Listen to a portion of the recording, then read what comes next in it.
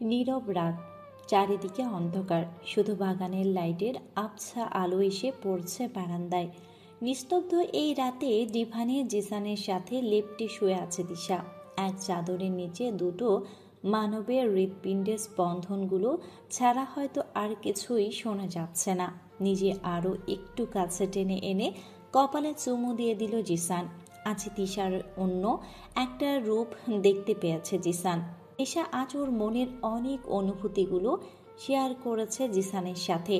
জিসান কখনো ভাবতেই পারেনি এই দিনটিও কোনো দিন আসবে ওর জীবনে। যে মেয়েটি ওকে দেখলে ভয়ে কুঁকড়ে যেত, সব সময় নিজেকে ওর কাছ থেকে দূরে দূরে রাখত, আজ সে মেয়েটি ওর জীবনের অনেক না বলা কথাগুলো শেয়ার করছে, যা হয়তো তিশা অন্য কাউকে করেনি এখনো। জিসান বুঝতে পেরেছে ওর ভালোবাসার মানুষটির মনও দখল করতে সক্ষম হয়েছে। তাই তো মানুষটি আজ এত কাছে বিনা সংকোচে। এটা ভেবেই এক চিলতি হাসি জিসানের ঠোঁটে ভেসে উঠল। দূরের আকাশটার দিকে চেয়ে আছে জিসান। চারদিকে কত শত তারার মেলা।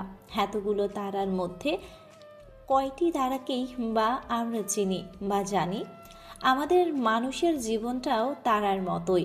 এত মানুষের ভিড়ও আমরা কেউ কাউকে চিনি না। কি অদ্ভুত! কিন্তু একটা জিনিস তাদের খুব ভালো লাগে, বিশাল সেই আকাশটাতে সূর্য যখন ধোঁকা দিয়ে তাকে অন্ধকারাচ্ছন্ন করে তোলে, তখন এই তারাগুলোই মিটিমিটি করে জ্বলে আকাশের অন্ধকার দূর করে দেয়। কি অদ্ভুত সুন্দর লাগে তখন তাদের। কিন্তু মাঝে মাঝে ঘন কালো মেঘ এসে সব কিছু কেমন ঘোলাটে করে দেয়। জিসানের মনের আকাশেও এক ফালি মেঘ জমেছে। কেন? জিসান বুঝতে পারছে না। মনে হচ্ছে কোনো একটা ঝড় আস্তে আস্তে ধেয়ে আসছে ওদের জীবনে। কেন এমন অনুভূতি হচ্ছে জানে না। হাজির তিশাকে নিজের ভেতরে লুকিয়ে রাখতে মন চাইছে। কোনো ঝড় আমাদের আলাদা করতে পারবে না, জান। নিজের মনেই বলে উঠছে। অনেক রাত পর্যন্ত জিসান তিশার বারান্দায় ছিল। অনেক রাত পর্যন্ত জিসান তিশা বারান্দায় ছিল। তিশা ঘুমিয়ে থাকলেও জিসান সারা রাত জাগনা ছিল। ভোর রাতে হালকা ঠান্ডা বাতাস বইয়ে তিশাকে কোলে করে রুমে নিয়ে বিছানায় শুয়ে দিয়ে নিজেও কিছুটা ঘুমানোর চেষ্টা করে জিসান। অফিস থেকে বের হয়ে বাসায় আসার পথে হঠাৎ বৃষ্টি শুরু হয়। রায়হান কাকভেজা হয়ে বাসায় ফিরল আজ। রেনু বেগম রায়হানকে এই অবস্থায় দেখে ক্ষেপে গেল। কারণ এর আগেও বৃষ্টিতে ভেজার কারণে রাতে জ্বর এসে পড়েছে। আর আজ তো সামনে হাঁচি পর হাঁচি দিয়ে যাচ্ছে। সমানে হাঁচির পর হাঁচি দিয়েই যাচ্ছে। সামান্য বৃষ্টির পানিও এই ছেলে সহ্য হয় না। তাই রেনু বেগম ছেলেকে বৃষ্টি থেকে দূরে থাকতে বলে। আজ রাতও তো নিশ্চিত জ্বর আসবে। আমার হচ্ছে সব জ্বালা, এত বড় দামড়া দামড়া ছেলে মেয়েদের এখনো সেবা করতে হবে। রায়হানের জন্য মশলা চা বানাচ্ছে আর প্রলাপ করছে। তখনই রায়হান পাকের ঘরের সামনে এসে দাঁড়ায়। মা, কি হয়েছে? আজ তাওয়া এত গরম কেন? সব কিছু তো পুড়ে যাবে। রেনু বেগম চাটা ছেলের হাতে দিয়ে। বিয়ে করবি কবে বলতো? তোর পছন্দ থাকলে বল, না হলে আমি মেয়ে দেখা শুরু করি। মার কথা তো ভালো লাগে না, তাহলে বউ এনে দিই, বউয়ের কথা শুনিস। কথা নাই বার্তা নাই, হঠাৎ আমার বিয়ের প্যারা তোমার মাথায় কেন আসলো? এ কেমন কথা রায়হান? এখনো বলবো না তো কখন বলবো? বয়স তো কম হলো না? তোর সাথের বন্ধু বান্ধব দেখ, বউ বাচ্চা নিয়ে ঘুরে বেড়ায়। আর আমার কি কপাল, মেয়ে বিয়ে দিয়ে ঘরে বসিয়ে রেখেছি, আর ছেলে বুড়ো হয়ে যাচ্ছে এখনো তার নাকি তাড়া করছে। আর ছেলে বুড়ো হয়ে যাচ্ছে এখনো নাকি তাড়া করছে। আরে কখন করবি? চুল পাকার অপেক্ষায় আছিস? এরপর তো তোর ঘরের বাচ্চা হলে তোকে বাবা না ডেকে দাদা ডাকবে মনে হয়, মনে রাখিস। আর সমস্যা কি বলতো? বিয়ের কথা উঠলেই মেয়ে লোকের মতো এমন পালাস কেন? মা, কোনো সমস্যা? আগে বাবাকে বলো। জিদ ছেড়ে তিশাকে জিসানের হাতে তুলে দিতে অনেক হয়েছে। কেন এমন করছে? কিছু বলছেও না। এমন তো না জিসানকে অনেক চিনে, নতুন চিনে, ছোট থাকতে দেখে আসছে। আর সব থেকে বড় কথা, জিসান তিশার বিয়ের সময়ও বাবার কোনো সমস্যা ছিল না, তাহলে এখন কেন? রেনু বেগম ছেলের দিকে তাকিয়ে। কথা আমিও অনেকবার জিজ্ঞেস করেছি, কিন্তু কিছুই বলছে না। না বললে বুঝাও, তা না হলে জিসানের ধৈর্যের বাঁধ ভেঙে গেলে কারোর জন্যই ভালো হবে না। রেনু বেগমও এটা নিয়ে চিন্তিত। জিসানকে খুব ভালো করেই জানে, সাথে ওর রাগকেও। কাল রাতে রায়হানের সত্যি জ্বর এসে পড়েছিল। তিশার বাবা মা দাদিকে নিয়ে আজও হাসপাতালে যেতে হবে, তাই তিশাকে বাসায় থাকতে বলে গেল। আজ ভার্সিটি যাওয়ার লাগবে না। রায়হানের জ্বরের কথা শুনে নিশি নিজেকে ধরে রাখতে পারল না, চলে এলো তিশার বাসায়। নিশিকে দেখে তিশা একটু অবাক হলো না। ভালোবাসার টানটা কি তিশা এখন ঠিকই বুঝতে পারে, তাই বিনা সংকোচে বলে দিল, ভাইয়া ও রুমে, আর বাসায় কেউ নেই, সো ডোন্ট ওয়ারি। তিশার কথা শুনে নিশির মুখে হাসি ফুটে উঠল। আমি রুমে আছি, কিছু লাগলে বলিস। তিশা ওদের একা ছেড়ে চলে গেল। নিশি রায়হানের রুমে প্রবেশ করে দেখে রায়হান কাঁথা গায়ে দিয়ে শুয়ে আছে। রায়হানের মাথার সামনে বসে মাথায় হাত দিয়ে দেখে জ্বর আছে কিনা। জ্বর এখনো আছে। মাথায় কারো হাতে শীতল স্পর্শ আর নাকে চেনা সেই পারফিউমের ঘ্রাণে রায়হান না দেখেই বুঝে গিয়েছে এটা আর কেউ না, ওর প্রিয়তমা। রায়হান কপালে রাখা হাতটা শক্ত করে ধরে। হঠাৎ নিশির কোলের উপর মাথাটা রেখে বলে, নিশি মাথাটা টিপে দে তো, অনেক ব্যথা করছে।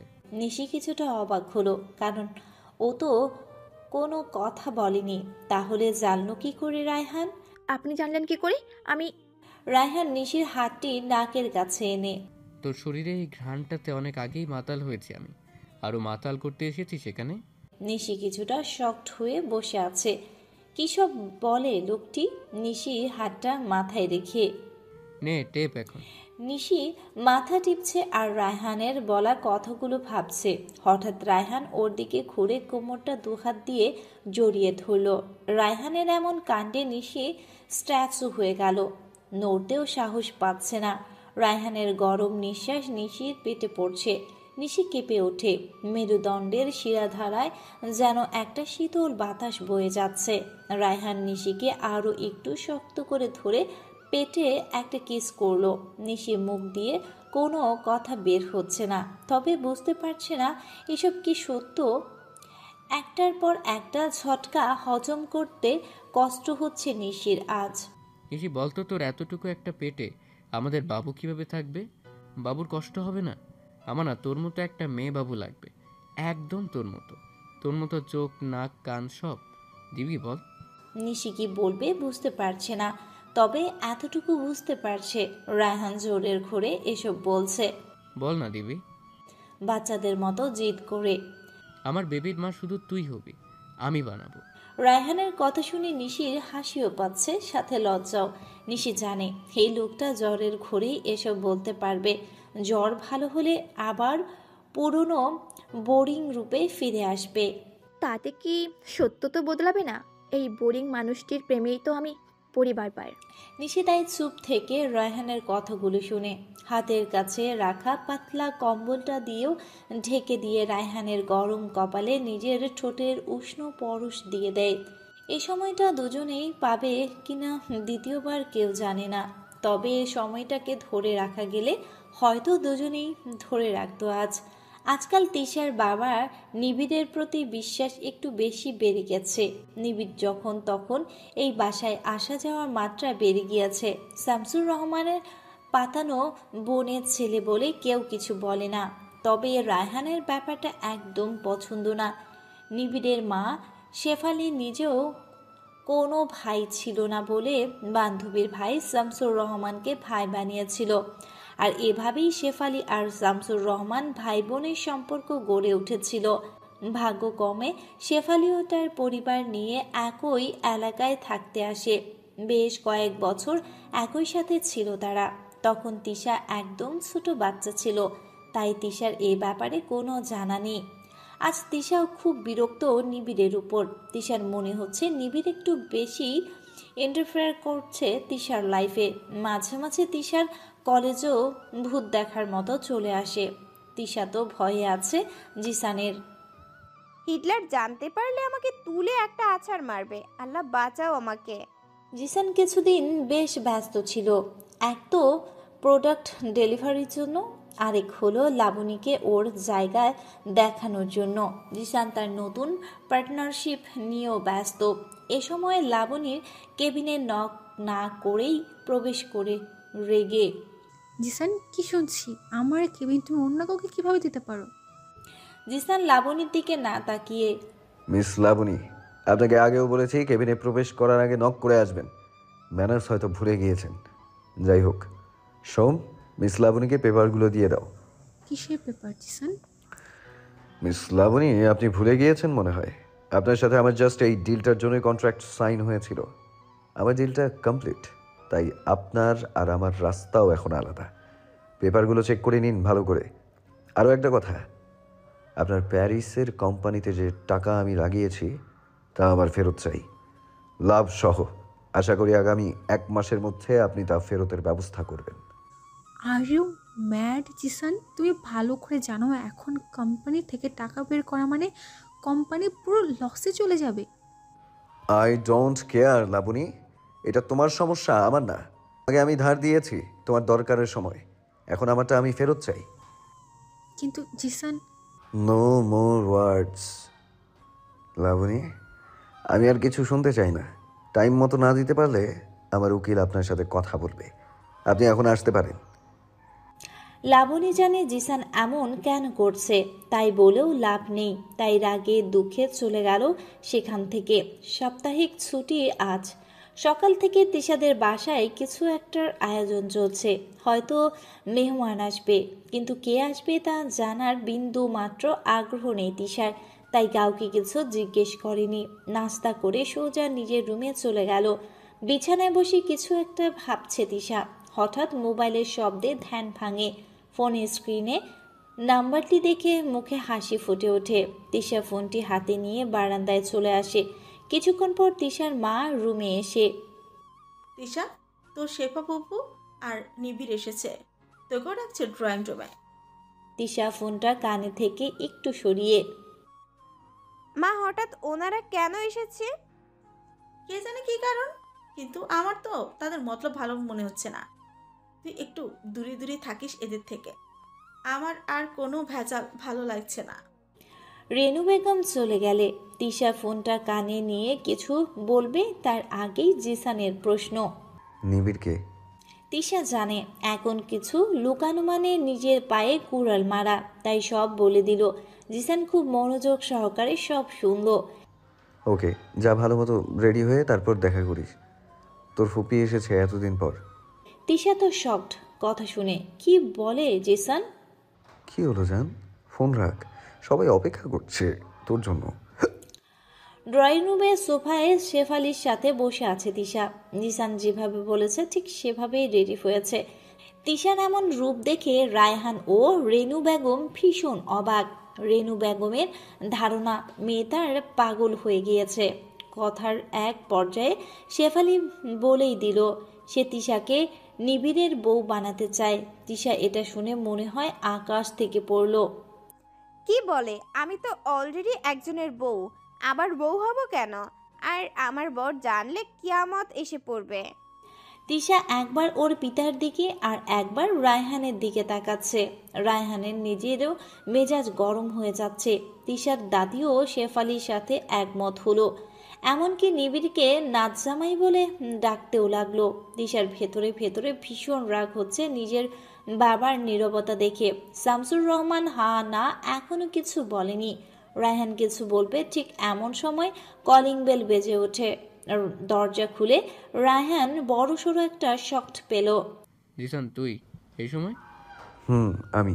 তুই তো দাওয়াত দিবি না। আবার বউয়ের বিয়ের কথা চলছে, তাই নিজেই শ্বশুর বাড়ি এসে পড়েছি দাওয়াত নিতে।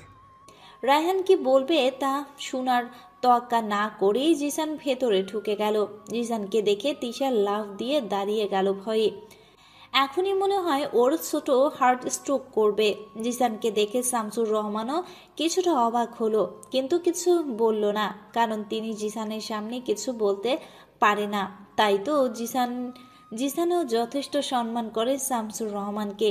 কিন্তু রহমান সাহেবের আন্দাজ করতে পারছে কি হবে এখানে। বিনা কারণে তো জিসান আসেনি, নিশ্চয়ই জেনেই এসেছে।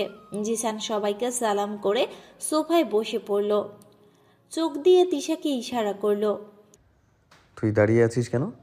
বসার জন্য ইনভিটেশন দিতে হবে? তিশা মাথা নেড়ে না বলে বসতে গিয়েও বসে না। একটু পরে মায়ের পাশে গিয়ে বসে। শেফা রেনু বেগমকে ইশারা করলো। ছেলেটাকে রেনু বেগমের দাঁত কেলিয়ে হাসি দিয়ে। শেফাবু, ও হলো জিসান, রায়হানের ফ্রেন্ড। আর রেনু বেগম দাঁত কেলিয়ে হাসি দিয়ে বলে রহমান সাহেবের দিকে তাকালো। ভাবছে বলবে কি। জিসান রেনু বেগমের থেকে চোখ সরিয়ে রায়হানের দিকে তাকালো। জিসানের এই চাওয়ার মানে রায়হান খুব ভালো করেই জানে, তাই সব উপেক্ষা করে নিজেই বলে দিল, ফুপু, ও জিসান আমার ফ্রেন্ড আর তিশার হাজবেন্ড। রায়হানের কথা সব থেকে বেশি আহত হলো নিবিড়। নিবিড় এখনো রায়হানের দিকে তাকিয়ে আছে পুরো ব্যাপারটা জানতে। মানে মানে কি ভাইজান, তিশার বিয়ে হয়ে গিয়েছে? শামসুর রহমান মাথা নিচু করে বলল, কবে? আর এত তাড়াতাড়ি মেয়ের বিয়ে দেওয়ার কি ছিল ভাই? তখন পরিস্থিতি অন্য ছিল ফুপু, সেটা এখন বলে লাভ নেই। সব থেকে বড় কথা হচ্ছে জিসান তিশার বেস্ট হাজবেন্ড। আমার কিছুটা মনে আছে। এটা ওই ছেলেটা না, রায়হানের সাথে থাকতেই থাকতো, একসাথে স্কুলে যাওয়া আসা করতো। আর একদিন নিবিড় তিশাকে নিয়ে খেলা করছিল বলে নিবিড়কে মারতে এসেছিল।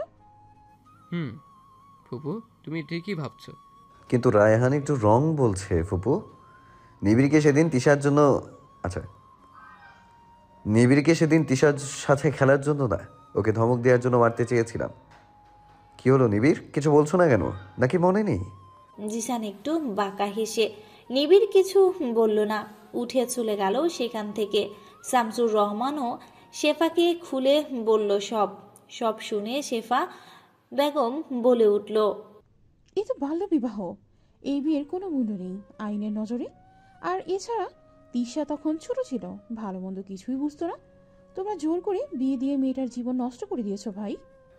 আইনগত না হলেও ধর্মীয় মতে আমরা হাজব্যান্ড ওয়াইফ ফুফু, আর এ সত্য কেউ চেঞ্জ করতে পারবে না। তাছাড়া খুব শীঘ্রই আমাদের বিয়ে আবার সবার সামনে হবে, আর এবার আইনত ও ধর্মীয় দুভাবেই। So don't worry. আর বললেন না তিশার মসজিদ ছিল না?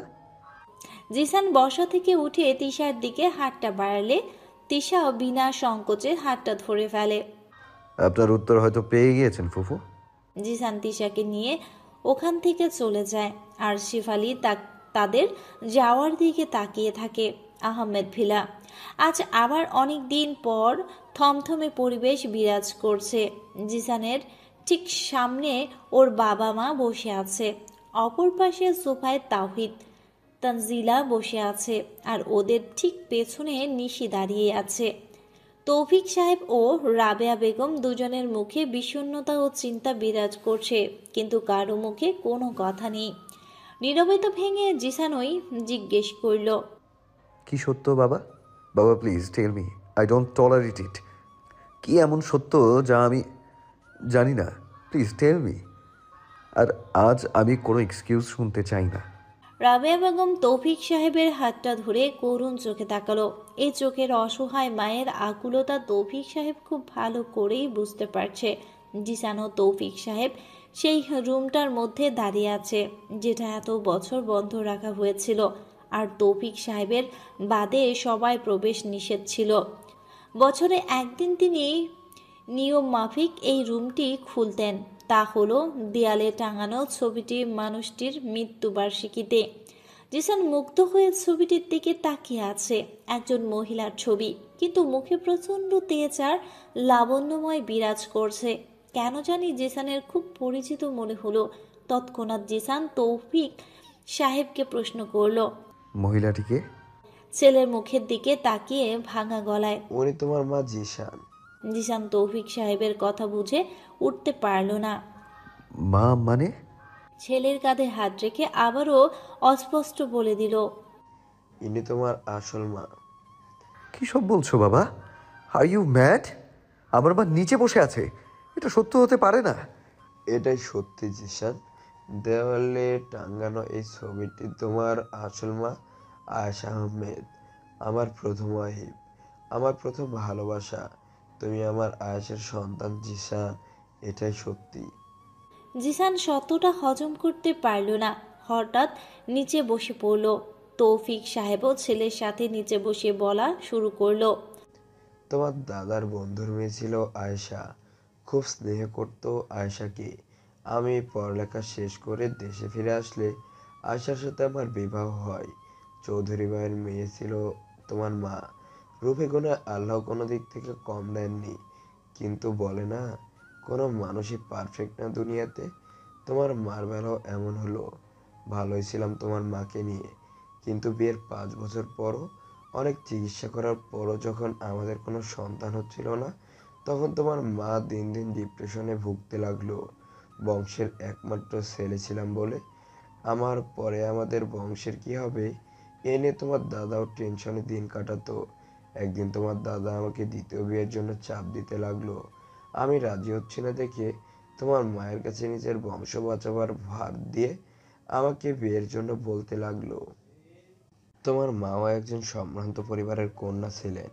বংশমর্যাদা, বংশচিরাগ এসব খুব মানত। অবশেষে তোমার মাও ও দাদার চাপে পরে রাবেয়াকে বিয়ে করতে রাজি হয়ে গেলাম। 1 বছরের মধ্যেই রাবেয়ার কোলজোড়ে তাওহিদ এলো। কিন্তু এই দুজন মহিলা আমাকে সবসময় অবাক করতো জানিস। তৌহিদকে নিজের হাতে আয়েশাকে তুলে দিয়ে বলতো, আজ থেকে ওর মা শুধু আয়েশা। আয়েশাকে সেদিন আমি অনেক খুশি দেখেছি। ছোট্ট তাহিদকে কোলে নিয়ে খুশিতে বাচ্চাদের মতো কাঁদতে দেখেছি। জানিস, খুব অদ্ভুত তাদের সম্পর্ক ছিল। আমার সাথে রাবেয়ার বিয়ের কারণে তোমার নানা বাড়ির মানুষ খুব রেগেছিল। তোমার মা আয়েশার সাথে কোনো সম্পর্ক রাখলো না তারা। তোমার মা এতে আরো ভেঙে পড়ল, কারণ তোমার নানাকে খুব ভালোবাসতো আয়েশা। কয়েক বছর পর আবার একটা খুশির সংবাদ এলো আহমেদ ভিলায়। বাড়ি আলো করে নতুন একজন অতিথি আসার। তবে এবার রাবেয়া না, আয়েশা মা হতে চলেছে। পুরো আহমেদ ভিলা যেন আনন্দে আত্মহারা। সবাই খুশিতে, তোমার দাদাও ছিল। বাড়ির সবাই তোমার মায়ের সেবায় কোনো ত্রুটি রাখেনি। এমনকি রাবেয়া তো তোমার মায়ের ছায়া হয়ে থাকতো। কিন্তু এতে কিছু করার পরেও দিন দিন তোমার মায়ের শরীরটা খারাপের দিকে যাচ্ছিল। কিছুই বুঝতে পারছিলাম না সমস্যা কি। এরপর সেই সময় এলো, তুমি ভূমিষ্ঠ হলে, আর আয়শার অবস্থা আরো খারাপ হতে লাগলো। ভাগ্য কি লীলা, তোকে নিজের হাতে রাবেয়ার হাতে তুলে দিল আয়শা। সারা জীবন তোর মা হয়ে পাশে থাকার প্রতিশ্রুতি নিল। আমাকে ডেকে শুধু বলল তোর খেয়াল রাখতে, তোকে যাতে কোনোদিনও বুঝতে না দিই তোর মা নেই। এরপর আমার এই হাতের মাথা রেখে শেষ নিঃশ্বাস ত্যাগ করেছিল আয়শা। তৌফিক সাহেবের গলা ভার হয়ে চোখ দিয়ে জল পড়তে লাগলো। আর জিসান, সে তো এখনো মূর্তির মতো বসে আছে, কিছুই চিন্তা করার মতো অবস্থায় নেই। তৌফিক সাহেব চোখ মুছে আবার বলতে শুরু করে। সেদিন ডাক্তারের কাছে জানতে পারি তোর মা নাকি সবই জানতো। ডাক্তার আয়েশাকে বারবার মানা করেছিল বাচ্চাটা অ্যাবর্শন করে ফেলাটা, কারণটা বাচ্চা রাখলে আয়েশার মৃত্যু মুখে চলে যাবে। কিন্তু আয়েশা এই কথা শুনে সবার থেকে সত্যটা লুকিয়ে রেখেছিল। ও ভালো করেই জানতো আমি জানলে ওকে কখনো এই কাজ করতে দিতাম না। কিন্তু আয়েশা মা হতে চেয়েছিল, তোর মা, তাই ও নিজের কথা চিন্তা করেনি। আয়েশা কথা রাখার জন্য তোকে নিয়ে আমরা শহরে চলে আসি আর এখানেই সেটেল হয়ে যায়, যাতে করে তুই কখনো জানতে না পারিস রাবেয়া তোর আসল মা না। আয়েশার মৃত্যুর পর তোর নানা বাড়ির মানুষ অনেক যোগাযোগ রাখতে চেয়েছিল, কিন্তু আমি রাগ করে তাদের সাথে আর দেখা করিনি। কিন্তু আগে তোর নানা বাড়ি থেকে আবার কিছু লোক আসে, কারণ তোর নানার অবস্থা তেমন ভালো যাচ্ছে না, সে তোকে দেখতে চায়। আর তখনই তাদের কথা দুর্ভাগ্যক্রমে শামসুর ভাই শুনতে পায়, বলে তাকে সব সত্য বলতে হয়। মা আমাকে জন্ম দিতে গিয়ে মরে গিয়েছে, তাই না? জিসান মাটির দিকে তাকিয়েই কথা বলে। না জিসান, আসলে বাবাকে আর কোনো কথা বলতে না দিয়ে জিসান চলে গেল। বেলকনিতে দাঁড়িয়ে হাতে সিগারেট ঝাড়িয়ে সামনের ভিউয়ের দিকে তাকিয়ে আছে জিসান। চারিদিকে তেমন বাড়িঘর নেই, খোলা মাঠ, বিশাল জায়গা জুড়ে সবুজ গাছের সমাহার। সামনে কিছু দূরে সরু রাস্তা থাকার পরেও গাছপালার আড়ালে তা দেখা যায় না। এখান থেকে বাড়ির চারপাশে সারি সারি গাছ লাগানো, একদম সবুজের সমারোহ। এমন নীরব আর সবুজের ঢাকা পরিবেশে জিসানের খুব পছন্দ। জিসানের ইচ্ছে ছুটির দিনগুলো তিশার সাথে এখানেই একান্ত সময় কাটানোর। হঠাৎ তিশার ডাকে জিসান পেছনে তাকায়। সাদা রঙের থ্রি পিসে কি সুন্দর না লাগছে তিশাকে, যেন কোনো মায়ার দেশে এক মায়াপুরী। ফুপুর সামনে রাগ দেখিয়ে জিসান তিশাকে ওর নিজের সেই বাড়িতে নিয়ে এসেছিল তখন। আমরা এখানে কেন এসেছি? তিশার কথায় জিসানের ধ্যান ভাঙে, তাই জিসান হাতের ইশারায় তিশাকে সামনে বসতে বলে, কিন্তু তিশা দুপা পেছনে গিয়ে মাথা নাড়ায় আসবে না। জিসান তীক্ষ্ণ দৃষ্টিতে তিশার দিকে তাকিয়ে হাতের সিগারেটটা ফেলে দিয়ে একদম তিশার সামনে এসে কোমর ধরে নিজের দিকে টেনে আনে। সমস্যা কি? গন্ধ। তিশা মুখটা কুচকিয়ে বলল, ছি, বিচ্ছিরি গন্ধ। আপনি ওই চাইপাশ খেয়ে আমার কাছে আসবেন না, ছাড়ুন। জিসান তিশার আরও কাছে টেনে নিল। তিশার ঘাড়ে নাক দিয়ে স্লাইড করে গভীরভাবে নিঃশ্বাস নিয়ে ঘ্রাণ নিচ্ছে। কি করে ছাড়ি জান? তুই যখন ছিলি না তখন এইটাই একমাত্র উপায় ছিল যন্ত্রণা থেকে মুক্তি পাওয়ার। তোর নেশায় এতটাই আসক্ত ছিলাম যে পুরো এক প্যাকেট সিগারেটের নেশাও আমার ধরতো না। এখন এটা অভ্যাস হয়ে গিয়েছে। তবু আপনাকে ছাড়তে হবে, এটা খুব বাজে অভ্যাস। ছাড়া এত সহজ না। তিশার দিকে তাকিয়ে তিশা জিসানের দিকে তাকিয়ে আমতা আমতা করে বলে, আদেশ না, রিকোয়েস্ট করছি প্লিজ। ওকে, বাট আস্তে আস্তে ছেড়ে দেব। কিন্তু ছেড়ে দিলে তুই আমাকে কি দিবি? আমি আমি কি দিতে পারি? আপনার কাছে তো সব আছে। তবুও দেখ, আমি আজ কতটা নিঃস্ব তোর ভালোবাসার অভাবে। আমাকে অনেক ভালোবাসবি, তাহলে আমি সব ছেড়ে দেব, বল। তিশার গালে নিজের খোঁচা খোঁচা দাড়ি দিয়ে ঘষে বলল। তিশা হালকা ব্যথা পেয়ে সরে আসতে নিলে জিসান থেকে নিজেকে সরাতে পারে না। তিশার পুরো মুখে জিসান নাক দিয়ে স্লাইড করছে, আবার যেন তিশার মাঝে হারিয়ে যাচ্ছে জিসান। তাই জিসানকে ডিস্ট্র্যাক্ট করার জন্য তিশা, বলুন না এখানে কেন এসেছি আমরা? তিশার উদ্দেশ্য বুঝে ফেলে জিসান, তাই কানে কানে ফিসফিসিয়ে বলে। তিশা বড় বড় চোখ করে জিসানের দিকে তাকিয়ে, মানে? তোর জেলার বাবাকে ওয়ার্নিং দেওয়া হয়েছে, আমাদের বিয়ের ডেট ফিক্স না করা পর্যন্ত তোকে বাসায় যেতে দিব না। বিয়ের ডেট যত তাড়াতাড়ি ফিক্সড হবে তত তাদের জন্য ভালো, আর দেরি হলে। তিশা ভ্রুটা কুচকিয়ে, আর দেরি হলে কি? কি আর হবে, তুই রিসেপশনে বড় একটা পেট নিয়ে দাঁড়িয়ে থাকবি, আর তোর বাবাকে সবাই ডাবল কংগ্রাচুলেশনস করবে। জিসান বলেই হাসতে হাসতে ভেতরে চলে গেল। তিশা মুখ হা করে জিসানের যাওয়ার দিকে তাকিয়ে আছে। প্রথমে বুঝতে না পারলেও পরে বুঝতে পেরে লজ্জায় লাল হয়ে গেল। অসভ্য মানুষ, সব সময় বাজে কথা। পুরো 2 দিন হয়ে গেল তিশা এখনো বাসায় আসেনি। রেগে শামসুর রহমান জিসানকে ফোন করে অনেক কথা বলে। সমস্যা কি? জিসান বারবার জিজ্ঞেস করায় শামসুর রহমান তৌফিক সাহেবের সাথে কথা বলতে বলে। কারণ তৌফিক সাহেব জানে সমস্যাটা কি। সত্যটা কি জানতে বলে জিসানকে, যা তার পরিবার এত বছর ধরে গোপন করে আসছে। সত্য জানার পর দেখা যাবে ওদের ব্যাপারে কি করা যায়। তাই জিসান সেদিন তিশাকে বাসায় নামিয়ে দিয়ে নিজের বাড়িতে চলে যায় কি সত্য আর কি সমস্যা জানার জন্য।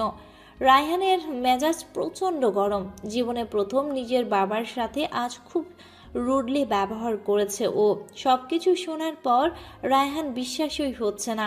এই কারণে ওর বাবা জিসানকে মানতে সমস্যা হচ্ছিল। আর কি দরকার ছিল জিসানকে এসব বলার? কিছু সত্য আড়ালে থাকলেই সবার জন্য ভালো। অথচ ওর বাবা মেয়ের সুখের অযথা টেনশনের কথাটাই ভুলে গিয়েছে। রায়হানের এখন টেনশন হচ্ছে জিসানকে নিয়ে। একটু আগে তাওহিদ ফোন দিয়ে বলেছে জিসান এখনো বাসায় আসেনি। এত রাত হয়ে গিয়েছে অথচ ও এখনো বাহিরে। রায়হানও বের হয়ে গেল জিসানকে খুঁজতে। খুব ভালো করে জানে এখন জিসানের মনের অবস্থাটা কেমন। অনেক জায়গায় খুঁজে না পেয়ে নিরাশ হয়ে যখন রায়হান বাড়ির দিকে আসছিল তখন একটা ব্রিজের উপর জিসানের গাড়ি দেখতে পায়। রায়হান সামনে গিয়ে দেখে জিসান দাঁড়িয়ে আছে। মাত্র কয়েক ঘন্টায় জিসানের কেমন বিধ্বস্ত হয়ে গিয়েছে। রায়হানকে দেখেও জিসান কিছুই বলল না, কিন্তু জিসানের চোখ মুখ দেখে বুঝতে বাকি নেই জিসানের মনের অবস্থা কেমন এখন। রায়হান জীবনে প্রথম জিসানকে এমন অবস্থায় দেখল। রায়হানের নিজের বুকটা যেন ফেটে যাচ্ছে, কিন্তু মুখে বলার কিছু নেই, কারণ বন্ধুর এই অবস্থার জন্য তার নিজের বাবাই দায়ী। জিসান মানসিকভাবে কিছুটা ভেঙে পড়েছে। ওর ভেতরে কি চলছে রায়হান জানতে চেষ্টা করছে, কিন্তু জিসানে কেমন জানি চুপ হয়ে গিয়েছে। জিসানের এই নীরবতায় রায়হান সহ্য করতে পারছে না, তাই জিসানকে অনেক কষ্টে নিজের সাথে নিয়ে গেল বাসায়। আজ কিছুতেই একা ছাড়া যাবে না। রায়হান কলিং বেল টিপ দেওয়ার সাথে সাথে তিশা এসে দরজা খুলে দিল। জিসানকে এভাবে দেখে তিশার বুকের ভেতরটা মোচড় দিয়ে উঠল। রায়হান ইশারা করলো জিসানকে ভেতরে নিয়ে যেতে। তিশাও জিসানের হাতটা ধরে সোজা নিজের রুমে নিয়ে গেল। শামসুর রহমান দরজার আড়াল থেকে সব দেখলো, কিন্তু কিছু বলল না। এখন বলার মতো কোনো মুখও নেই তার। জিসান হাত দুটো হাঁটুতে ভর করে মাথায় হাত দিয়ে বসে আছে। আমার ভেতরটা ওনাকে এই অবস্থায় দেখে ফেটে যাচ্ছে। আস্তে আস্তে করে ওনার কাছে গিয়ে দাঁড়ালাম। উনি কিছু না বলে আমার হাতটা টান দিয়ে কাছে টেনে কোমরকে দু হাত দিয়ে জড়িয়ে ধরে পেটে মুখ গুজে দিল। তার চোখের পানি আমাকে জানাচ্ছে তার নীরবে কাঁদার কথা। তার চোখের পানিতে আমার জামার পেটের অংশটি ভিজে যাচ্ছে। আমি কিছুই বললাম না, আসলে কি বলবো বুঝতে পারছিলাম না। আমার এক হাত দিয়ে ওনার মাথাটা ধরে রাখলাম, আরেক হাত দিয়ে পিঠে হাত বুলিয়ে দিচ্ছি। আমি চাই উনি কাঁদুক, ওনার মনে হয়তো কিছু একটা চলছে। কিছুক্ষণ পর উনি একটু শান্ত হয়ে নিজেই বলা শুরু করলো। তিশা, আমার মা আমাকে জন্ম দেওয়ার জন্য হাসি মুখে নিজের মৃত্যু বেছে নিয়েছে। কেন বলতো? সে কি বুঝতে পারেনি? কখনো আমি এটা জানলে কিভাবে সহ্য করব? আমাকে জীবন দিতে গিয়ে মা নিজের জীবন হারালো। কেন করলো এমন? কেন? আমি এই গিল্ট নিয়ে কিভাবে থাকবো তিশা? কিভাবে? আমার সহ্য হচ্ছে না। মায়ের চেহারাটা আমার চোখে বারবার ভেসে আসছে। আমি কতটা অভাগা যে মা আমাকে বাঁচাতে নিজের জীবন ত্যাগ করে দিয়েছে। সে মাকে ভুলে গিয়েছি। মা নিশ্চয়ই আমাকে ক্ষমা করবে না। জিসান আবার ফুপিয়ে কেঁদে উঠল। আমি কি বলে সান্ত্বনা দেব ভেবে পাচ্ছি না। আমি শক্ত করে তাকে জড়িয়ে ধরলাম। ওনার কষ্টে আমার নিজের বুকটা ফেটে যাচ্ছে। কিছুক্ষণ পর একটু শান্ত হলে, জানেন জিসান, প্রতিদিন হাজারো মা সন্তান জন্ম দিতে গিয়ে মারা যায়, তবুও প্রতিটি মেয়ে মন থেকে একবার হলেও মা হতে চায়। মা হওয়ার সুখটা অর্জন করার জন্য কত নারী নিজেদের জীবন বিপর্যয় করে, কারণ তার কিছু হলেও তার সন্তান তো থাকবে পৃথিবীতে। এই ভরসায় যে সে মারা গেলেও তার সন্তানের মাঝে সে বেঁচে থাকবে। কোনো সন্তানেই তার মাকে ভুলতে পারে না। জীবনের শেষ পর্যন্ত যখন কোনো মানুষ অন্তিম মুহূর্তের অপেক্ষা করে, তখন সে ব্যক্তিটিও তার মাকে একবার হলেও স্মরণ করে। আর এভাবে প্রতিটি মা তার সন্তানের মাঝে বেঁচে থাকে। তাই তো একজন মা তার জীবনের বিনিময়ে সন্তানকে বাঁচিয়ে রাখে। আপনার মাও আপনার মাঝে বেঁচে আছে, আর আপনি নিজেকে অভাগা কিভাবে বললেন? আপনি দুজন মাকে পেয়েছেন এক জীবনে। একজন আপনাকে জন্ম দিয়েছে, আর একজন আপনাকে নিজের আঁচলে রেখে লালন পালন করেছে। আমি ওনার মুখটা দু হাতের মাঝে ধরে, রাবেয়া মাও তো আপনার মা, তাই না? সে কি আপনাকে কম ভালোবেসেছে কখনো? আপনার এক মা আপনাকে জন্ম দেওয়ার জন্য নিজের জীবন উৎসর্গ দিয়েছে, তো আরেক মা আপনার জন্য নিজের সব কিছু ত্যাগ করেছে। আমি যতটুকু দেখেছি, মা আপনাকে তাওহিদ ভাই ও নিশির থেকেও বেশি ভালোবাসে। তাই তো আপনার এভাবে বাসা থেকে বের হয়ে যাওয়া ওনার সহ্য হয়নি। তিশার কথা শুনে জিসান জিজ্ঞাসা দৃষ্টিতে তিশার দিকে তাকিয়ে আছে। কি? আপনি বের হবার পর মার প্রেশার একদম লো হয়ে যায়, উনি জ্ঞান হারিয়ে ফেলে। আমাকে আগে বলিসনি কেন? আমার এক্ষুনি যেতে হবে। আমি জানি মা আমার কারণে টেনশনে আছে। আমি কি পাগল? দেখ, তোমাকে স্মরণ করে জীবিত তোমাকে মৃত্যুর দিকে কিভাবে ঠেলে দিলাম। আমার এক্ষুনি যেতে হবে বাসায়। তিশা জিসানকে একা ছাড়বে না, তাই তিশা ও রায়হানও সাথে গেল। তাওহিদ ও তানজিলা 1 ঘন্টা যাবৎ চেষ্টা করছে রাবেয়া বেগমকে কিছু খাওয়ানোর, কিন্তু উনার এক কথা, আগে তো আমার ছেলেকে এনে দাও, তারপর আমি মুখে দিব। তাছাড়া আমি এক বিন্দু পানিও মুখে দিব না। হঠাৎ কারো শব্দে সবাই পেছনে তাকালো। না খেয়ে তুমি আমাকে ছেড়ে চলে যাওয়ার প্ল্যানিং করছো? জিসানকে দেখে রাবেয়া বেগমের চোখের বাঁধ ভেঙে গেল। জিসানকে ইশারা করলো কাছে আসতে। জিসান মার পাশে বসে মাকে জড়িয়ে ধরল। সরি মা, আমাকে ক্ষমা করে দাও। আমি তোমাকে কষ্ট দিয়েছি। আমি আসলে একটা খারাপ ছেলে, তাই না? মায়ের হাতটা ধরে সারা জীবন তোমাকে জ্বালিয়েছি। এখনো তোমাকে শান্তি দিচ্ছি না। তুমি আমাকে মারো, খুব বকো, আমি কিচ্ছু বলবো না, রাগও করবো না। আর দেখো, নিজেকে চেঞ্জ করার চেষ্টা করব। আর কোনোদিন এসব কথা বলবি? আমি সত্যি তোকে ছেড়ে চলে যাব জিসান। তুই তো আমার ছেলে, আমার সোনার ছেলে। আর কখনো এসব বলবি না। তুই যেমন আছিস সারা জীবন তেমনই থাকবি। এসবের জন্য তুই নিজেকে যদি এক বিন্দুও চেঞ্জ করিস, তাহলে মনে করব তুই আমাকে মা বলে মনেই করিস না।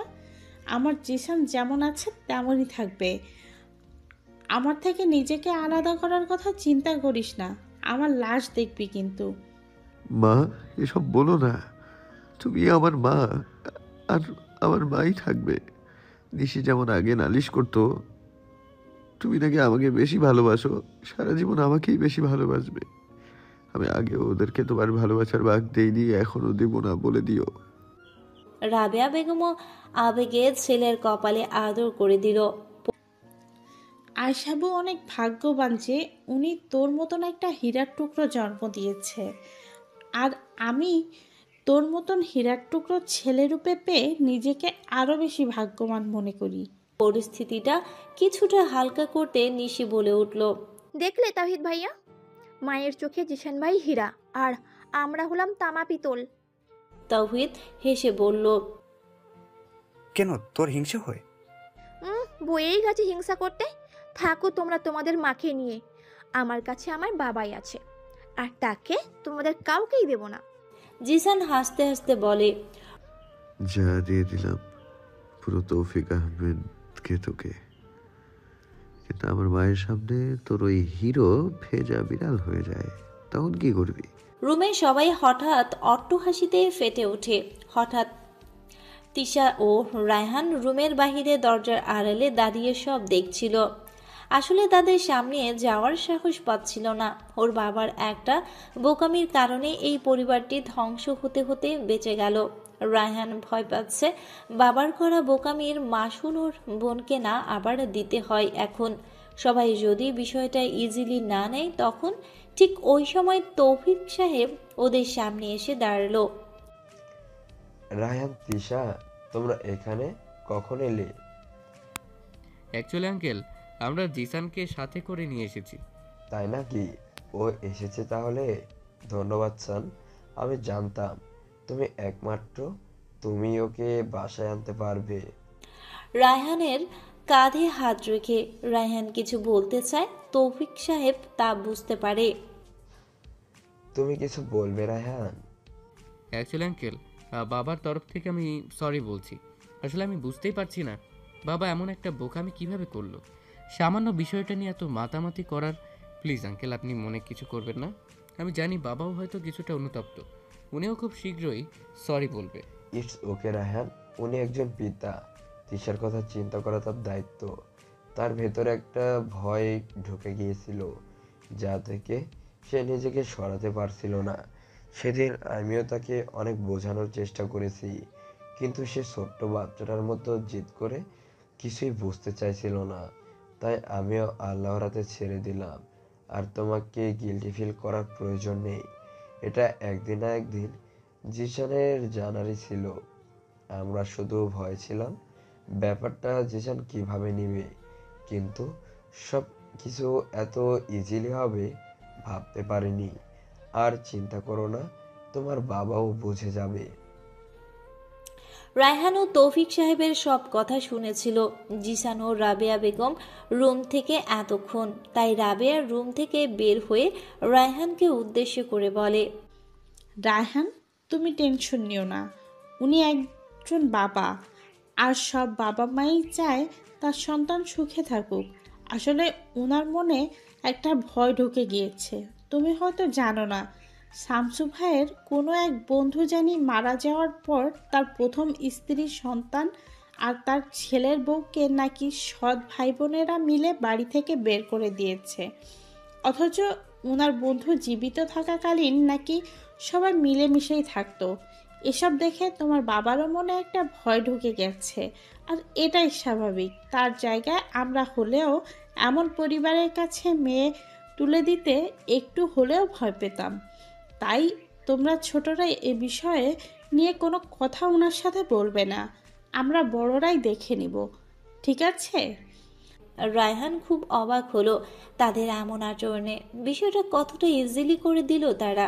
শামসুর রহমানের সামনে বসে আছে রাবেয়া বেগম, তাওহিদ, তনজিলা আর নিশি। শামসুর রহমান বুঝেই উঠতে পারছে না এত সকাল সকাল তারা কেন এসেছে। কালকের ঘটনার পর রাবেয়া বেগমের দিকে তাকাতেই পারছে না শামসুর রহমান। তাই নীরবতা ভেঙে রাবেয়া বেগমই বলল, কি হলো ভাইজান, বলুন। আমাকে দেখে কি আপনার দজ্জাল শাশুড়ি মনে হয়? শামসুর রহমান ভ্যাবাচাকা হয়ে রাবেয়া বেগমের দিকে তাকায়। এমন প্রশ্নের জন্য হয়তো রেডি ছিল না। তনজিলা ও বলে উঠল, আঙ্কেল, আমাকে দেখলে কি আপনার এমন মনে হয় আমি খারাপ যা হব? আর আমিও তো আছি ভাবি। আঙ্কেল আমাকেও দজ্জাল ননদ ভাবে। সে যে বসে বসে ভাইয়ের কান ভরবে বউকে মারার জন্য, তাই না আঙ্কেল? এদের কথা শুনে রেনু বেগমও রায়হান মুচকি মুচকি হাসছে, কিন্তু শামসুর রহমান অবাক। এসব কিছু এই পরিবারের সম্বন্ধে কখনো উনি চিন্তাই করেনি। কি বলছেন আপা? আমি কখনো আপনাদের সম্পর্কে এসব চিন্তাও করিনি। তেশার মতো তানজিনা, নেশিও আমার মেয়ের মতোই। আমি জানি আমার মেয়েরা কেমন। তাহলে সমস্যা কি ভাইজান? আমি জানি আমি হয়তো জিসানকে জন্ম দিইনি বলে আপনি ভাবছেন জিসানকে আমি কম ভালোবাসি। কিন্তু ভাইজান, শুধু জন্ম দিলেই কি মা হওয়া যায়? আমি এই হাতে ওকে বড় করেছি, নিজের সম্পূর্ণ ভালোবাসা ওকে দিয়ে আগলে রেখেছি। কখনো কি মনে হয়েছে আমি ওর সৎ মায়ের মতন আচরণ করি? বলুন।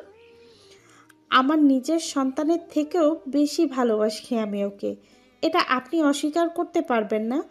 আপনার ভয় আমি বুঝি, কিন্তু সবাইকে এক পাল্লায় মাপলে তো হবে না। আপনার বন্ধুর ছেলের সাথে হয়েছে বলে আপনি তার জন্য আমার ছেলেকে কষ্ট দিতে পারেন না।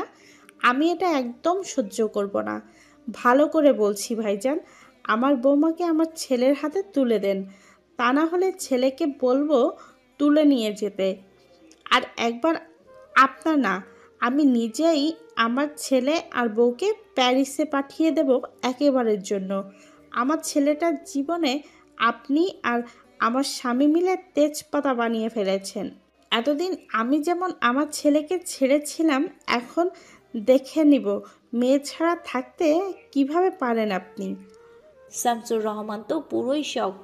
ছেলের হুমকি কি কম ছিল? এখন মাও হুমকি দিচ্ছে। শামসুর রহমান হেসে বলে, আপা, কোনো সন্দেহ নেই, জিসান আপনারই ছেলে। যেমন মা তেমনই আপনার ছেলে। ড্রয়িং রুমে এর সবাই অট্টহাসিতে ফেটে উঠল। অবশেষে তিশার বাবার মনের ভয়টা দূর হলো। শামসুর রহমানের দৃষ্টিতে আজকাল আপন ভাই বোনরাই পরের মতো ব্যবহার করে, রক্তের বন্ধন ছিন্ন করতে ভাবে না। সেখানে জিসান তো রাবেয়া বেগমের সৎ ছেলে। তাহলে তানজিলার মতো কি সে আদর আর ভালোবাসা পাবে তিশা? আর জিসান সে তো জানেই না কিছু, তাহলে তার উপর কোনো অন্যায় হলে হয়তো সে বুঝতেও পারবে না। আজ তৌফিক সাহেব বেঁচে আছে, কিন্তু কাল যখন উনি থাকবে না তখনও কি এরা এমন থাকবে? আমাদের সমাজে ঘরে ঘরে এমন অনেক কিছু দেখা যায়, তাই তো তিশাকে তুলে জিসানের হাতে দিতে তার মন মানছিল না। সবাই মিলে একবার ডিসাইড করলো এই শুক্রবার বসে ওদের 4 হাত এক করে দেওয়ার ব্যবস্থা করবে। আর এসবের কিছুই এখনো জিসানের তিশার কানে যায়নি। তিশাকেও মানা করে বলতে ওদের সারপ্রাইজ দেয়া হবে বলে। আজ শুক্রবার। জিসান তিশার পরিবারকে নিজের বাসায় দেখে খুব অবাক হলো। তার থেকে বেশি সারপ্রাইজ হলো যখন জানলো ওদের বিয়ের ডেট ফিক্সড করার জন্যই সবাই একত্রিত হয়েছে। তবে এসবের মাঝে তিশা ছিল না। তিশা এখনো কিছু জানে না, তাই জিসানও সবাইকে মানা করলো তিশাকে বলতে, কারণ তিশাকে সারপ্রাইজ দেয়া হবে। কোনো জিনিস মন থেকে চাইলে আল্লাহও তার বান্দাকে কখনো নিরাশ করে না। আর চাওয়াটা যদি পবিত্র হয় তাহলে তো কথাই নেই। জিসানের প্রতিটি চাওয়াই ছিল তিশা। মনের ভেতরে প্রচণ্ডভাবে বিশ্বাস করত তিশাই সেই নারী যাকে বিধাতা এই পাঁজরে দিয়ে সৃষ্টি করেছে। তাই তো জীবনে জিসানে অন্য কোনো নারীতে আসক্ত হয়নি। কেন জানি এই এক নারীর মাঝেই পুরো পৃথিবী খুঁজে পায়। তাই তো সম্পর্কের প্রথমেই সম্পর্ককে একটা পবিত্র নাম দিয়েছে। নিজের ভালোবাসার জোরে সেই মেয়েটিকেই নিজের অর্ধাঙ্গিনী বানিয়ে ফেলেছে। আর অর্ধাঙ্গিনী চাওয়া খুব করে চাওয়া নিশ্চয়ই দোষের কিছু না। আর আজ ওর সব চাওয়া পূর্ণতা লাভ করতে যাচ্ছে। সবার মসজিদে জিসান ও তিশার বিয়ের ডেট ফিক্সড করা গেছে। সবার মসজিদে জিসান ও তিশার বিয়ের ডেট ফিক্সড হয়ে গেল। ডেস্টিনেশন ওয়েডিং জিসানের ইচ্ছা, তাই তো নিজের ইচ্ছা পূরণ করার জন্য শহর থেকে দূরে একটা রিসোর্ট ভাড়া করে নিল। মেহমানদের সুবিধার জন্য আশেপাশে হোটেলগুলোই বুক করে ফেলল। বিয়ের 5 দিন আগে সবাই রিসোর্টে আসার প্ল্যান হলো, কিন্তু এসবের কিছুই তিশার কানে এখনও পৌঁছায়নি। বিয়েতে তিশার জন্য ড্রেস হতে শুরু করে জুয়েলারি সব জিসান নিজে চয়েস করেছে তিশাকে নিজের পছন্দ রঙে সাজাবে বলে। তবে প্রতিটি ক্ষেত্রেই তিশার পছন্দ অপছন্দ অবশ্যই মাথায় রেখেছে। তিশাকেও সারপ্রাইজ দেওয়ার সব আয়োজন শেষ করেছে জিসান। তাদের মেহেদি হতে শুরু করে গায়ের হলুদ বিয়ে এখানেই হবে। আর রিসেপশনের আয়োজন ঢাকায় করা হয়েছে। সকাল সকাল তিশার মায়ের চিল্লাচিল্লিতে ঘুম ভেঙে গেল তিশার। ঘুম ঘুম চোখেই তিশা মায়ের দিকে তাকিয়ে